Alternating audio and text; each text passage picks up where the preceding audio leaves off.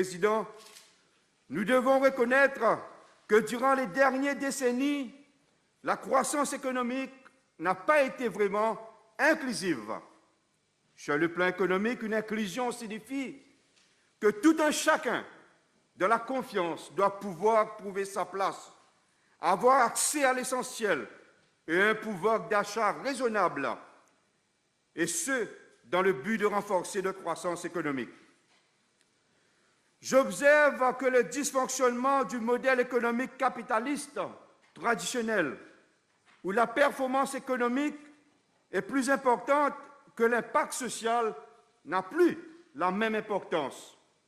Avec la pandémie Covid-19, ce modèle has crashed, même si on parle d'une reprise économique. Nous devons continuer à réorienter, réimaginer notre économie vers les secteurs productifs qui sont vitaux. Le ministre des Finances avait évoqué précédemment l'économie de la vie pour aller vers l'essentiel comme postulé par Jacques Attali.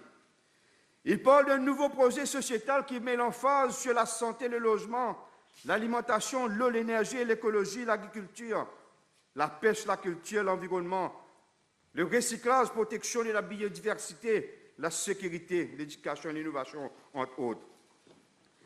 C'est ce qui soutient le paragraphe 233 du discours du budget, je cite, « Nous n'épargnerons aucun effort pour faire en sorte que tous les Mauriciens aient accès à un système éducatif équitable et qualitatif, à un système de santé résilient, à des logements abordables, à des équipements modernes et à un environnement sûr. » Monsieur le Président, nous subissons actuellement, comme un petit État insulaire et fragile, de l'insécurité alimentaire.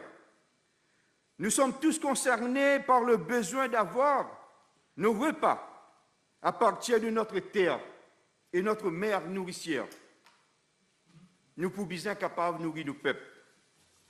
L'effort pour garantir notre sécurité alimentaire doit être collectif et individuel, et non seulement seul du gouvernement. J'approuve les mesures annoncées, même s'il nous reste un long chemin à parcourir dans ce sens, pour accroître la production locale durable et pour attirer plus de main-d'œuvre qualifiée. Monsieur le Président, nous subissons aussi les contre-coups géopolitiques de la guerre de la Russie et l'Ukraine, aussi bien que la pandémie Covid-19, qui nous révèle que notre République est largement trop dépendante des autres pays. En 2010, dans mon discours inaugural, je disais que trop de dépendance sur l'extérieur pour son alimentation est très risqué.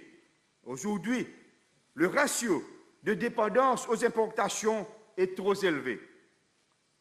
Monsieur le Président, ça fait peur d'entendre que nous dépendons des importations pour plus de 75% de nos besoins alimentaires.